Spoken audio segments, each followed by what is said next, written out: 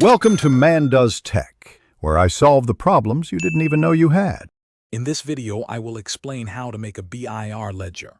First, it's crucial to understand that all businesses in the Philippines, regardless of size, must maintain books of accounts. You have three main options for these records: manual, loose leaf, or computerized systems. Selecting the right format depends on your business operations and volume of transactions. Once chosen, you must register these books with the Bureau of Internal Revenue, or BIR, before you begin recording any business activities. Next, let's prepare your books. You'll generally need a general journal for initial entries and a general ledger for summarizing accounts. Non-VAT registered businesses usually require 4 books: the general journal, general ledger, cash receipts journal, and cash disbursements journal. If your business is VAT registered or sells goods, you will also need a sales journal and a purchase journal, totaling 6 books. Remember to clearly mark each book with your business name and taxpayer identification number. Now for recording transactions.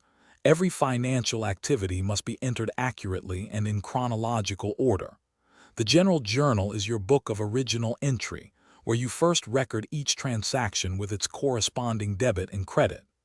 Afterward, these entries are summarized and posted to the general ledger, which is considered the book of final entry.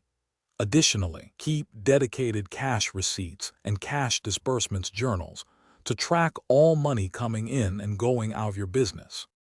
Finally, let's cover registration and ongoing compliance. You must register any new books of accounts within 30 days of your business registration or before you start using them. For manual books, this involves visiting your Revenue District office to have each page stamped. If you use loose leaf books, they must be permanently bound and submitted to the BIR within 15 days following the end of each taxable year. Computerized books require soft copy submission by January 30 of the following year. Thanks for watching. If you found this helpful, don't forget to like and subscribe.